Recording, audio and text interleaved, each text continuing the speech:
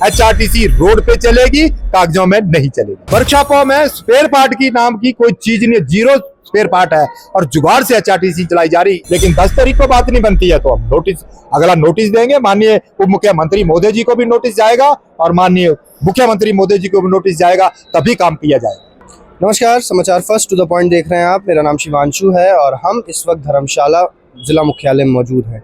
आज एचआरटीसी के ड्राइवर और कंडक्टर यूनियन के जो इलेक्शंस हुए हैं वो संपन्न हैं। उसके बाद ही नवनियुक्त जो अध्यक्ष हैं वो हमारे साथ इस वक्त मौजूद हैं। हमारे साथ तस्वीरों में आप देख सकते हैं प्रदेश अध्यक्ष मौजूद है। सबसे पहले इनका परिचय लेंगे, फिर जानेंगे कि आज के चुनावों में क्या रहा। सर, सबसे पहले मैं चाहूँगा कि आप तमाम श्रोताओं को बताएं, अपना परिचय दें कि आज आप किस पद पे नियुक्त हुए हैं और आपका क्या नाम है और कितने सालों से आप लगातार एचआरटीसी के साथ जुड़े हैं। सर्वप्रथम मैं धन्यवाद करना चाहूँगा आपका।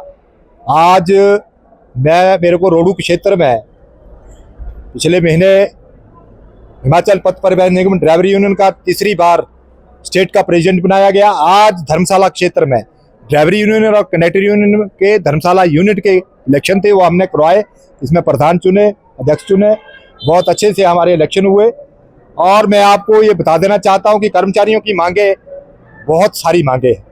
आपके चैनल के माध्यम से मैं वहाँ भी प्रकाश डालूंगा और बड़े दुख के साथ कहना चाहूँगा कि आज की जो परिस्थिति है, जो स्थिति एचआरटीसी में कर्मचारियों की आज से पहले कभी नहीं, जो दुर्दशा आज की डेट में है, वो इसलिए है कि 44 लाख रुपया हमारा एनपीएस का काटा हुआ इन्होंने किसी खाते में नहीं है, वो 2 नंबर में चल रहा है, उसको नहीं देते। उसके बाद हमारा मेडिकल बिल 9 करोड़ वो पीछे बनता था, लगभग 11 करोड़ है, उसको नहीं देते। पेंशनरों को पेंशन टाइम पे नहीं है, सैलरी हमें टाइम पे नहीं है। 50,000 एरियर की पूरे हिमाचल प्रदेश के कर्मचारियों को 4 साल पहले मिल गई थी, आज तक एचआरटीसी को कर्मचारियों को नहीं मिली, जो कि 76 करोड़ बनती है। उसके बाद कंडक्टरों की सब इंस्पेक्टर की प्रमोशन है, उसको नहीं किया जा रहा है। उसके बाद इंस्पेक्टर से जो सीआई चीफ इंस्पेक्टर बनने, उसको नहीं किया जा रहा है। वर्कशॉपों में स्पेयर पार्ट की नाम की कोई चीज नहीं, जीरो स्पेयर पार्ट है और जुगाड़ से एचआरटीसी चलाई जा रही। ये बड़े दुख की बात है। ये मैं निगम प्रबंधन को चेता देना चाहता हूँ कि एचआरटीसी की बसों को स्पेयर पार्ट लाया जाए, उनको अच्छे उनमें पुर्जे डाले जाएं, अच्छे रोड पे चलेगी। और मैं कहीं ना कहीं ये कह देना चाहता हूं कि ये बिल्कुल ये मुद्दा एचआरटीसी से जुड़ा नहीं है, हिमाचल प्रदेश की जनता से जुड़ा है। क्योंकि हिमाचल प्रदेश की जनता में मेरे माता भी आते हैं, मेरे पिता भी आते हैं, मेरे रिश्तेदार आते हैं, हमारे बुजुर्ग आते हैं, हमारे भाई आते हैं, हमारी बहनें आती हैं। उनके साथ खिलवाड़ प्रबंधन ना करे। जुगाड़ से एचआरटीसी नहीं चलेगी। इस जुगाड़ से एचआरटीसी को चलाने का कारण, इस एचआरटीसी की दुर्दशा करने का जो कारण है, जो एचआरटीसी में सीईओ बैठा है वो बिल्कुल गलत कर रहा है। वो अपना काम नहीं कर रहे हैं जो इनका काम है। सीईओ का काम होता है पैसा लाना, सीईओ का काम होता है टेम्परेरी सैलरी देना, सीईओ का काम होता है कि स्पेयर पार्ट के लिए पैसे दिए जाए। जब वो सीईओ अपना काम ही नहीं कर रहा है, वो सिर्फ एचआरटीसी के कर्मचारियों की इसको 4 9 14 लगी है, इसकी सैलरी ज्यादा, इसको काट दो, इसने ऐसा कर दिया, इसको काट दो। और एचआरटीसी को ऐसे जुगाड़ से चलाया जा रहा है। अगर चंबा में गाड़ी खराब होती है तो पहले अप्रूवल ली जाएगी सीईओ साहब से, एमडी साहब से नहीं ली जाएगी। सीईओ साहब अप्रूवल देंगे। बड़े दुख के साथ कहना चाहता हूँ कि एमडी साहब बैठे हैं, उनसे नहीं ली जाएगी। सीईओ साहब अप्रूवल देंगे, फिर कंप्यूटर खोला जाएगा, फिर कंप्यूटर में देखा जाएगा कि ये पुर्जा जो है कौन सी वर्कशॉप है हिमाचल प्रदेश में।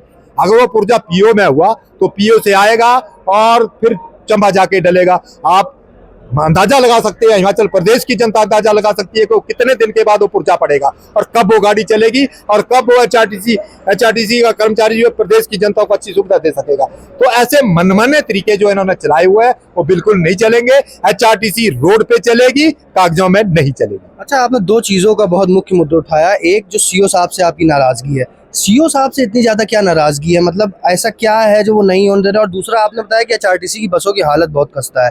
तो ऐसे में सवाल प्रबंधन के साथ साथ प्रदेश सरकार पे भी उठता है। जो सरकार व्यवस्था परिवर्तन के नाम पे आती है वो अपने ही एचआरटीसी डिपार्टमेंट में अपनी ही चीज़ों को नहीं मनवाने तरीके से करा पा रही है, मैनेज नहीं करा पा रही। इसके साथ ही उप मुख्यमंत्री जो है वो एचआरटीसी के कहीं ना कहीं भी मंत्री हैं।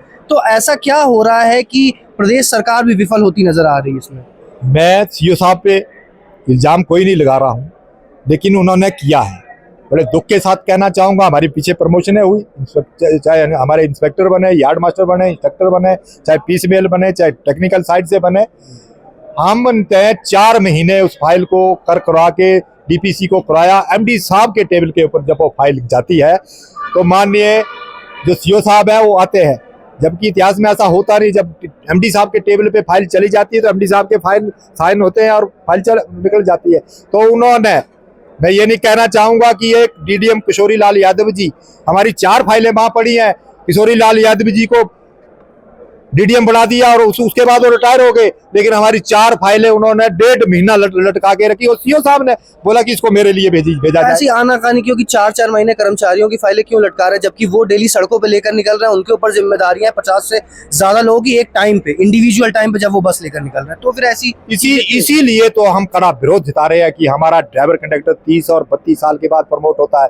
जब बारी आती है उसकी 32 साल जिसकी नौकरी हो 4 महीने रह गए, और इन्होंने ऐसे मनमाने तरीके अपनाया कि 4 महीने रह तो 4 महीने ये डीपीसी नहीं करेंगे और वो ड्राइवर और कंडक्टर चला जाएगा। इसलिए हम सीओ साहब का विरोध कर रहे हैं। एक और चीज जानना चाहूंगा, आप नवनियुक्त आज हुए हैं, आप पूरे कॉन्फिडेंस में, अब आपके ऊपर पूरे ही प्रदेश के जितने भी ड्राइवर और कंडक्टर हैं उनकी जिम्मेदारियां हैं, कितनी मेहनत लगेगी और कितना स्ट्रगल आप अभी से देख पा रहे हैं इन अपनी मांगों को मनवाने में? और आपने जिक्र भी किया कि 10 तारीख को एक और मीटिंग होनी है, उस बारे में भी हमें बताएं। मैं आपके चैनल के माध्यम से ये भी बताऊंगा पूरे प्रदेश की जनता को, पूरे प्रदेश के कर्मचारियों को, कि हमने 17 तारीख को एक मांग पत्र दिया था कि मीटिंग के लिए हमें बुलाया जाए, क्योंकि हम नहीं चाहते कि एचआरटीसी को हम कोई लॉस पहुंचाए।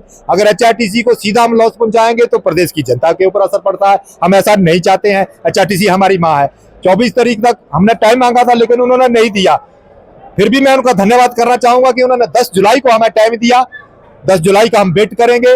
10 जुलाई को सारी बातें माननीय प्रबंध निदेशक मोदी जी के पास रखी जाएंगी। अगर हमारी मांगों को मानते हैं वेल एंड गुड, नहीं तो पूरे प्रदेश के कर्मचारियों का, खासकर निगम के कर्मचारियों का मेरे साथ समर्थन है। और मैं दावे के साथ कह देना चाहता हूं कि एचआरटीसी में जब जो भी निर्णय हम सब इकट्ठे होकर लेंगे, चाहे वो अनिश्चितकालीन हड़ताल हो, चाहे हमारे को कोई भी फैसला लेना पड़े, हम पीछे नहीं हटेंगे। क्योंकि एचआरटीसी का कर्मचारी कर्ज तक, गले तक कर्ज में डूबा हुआ है।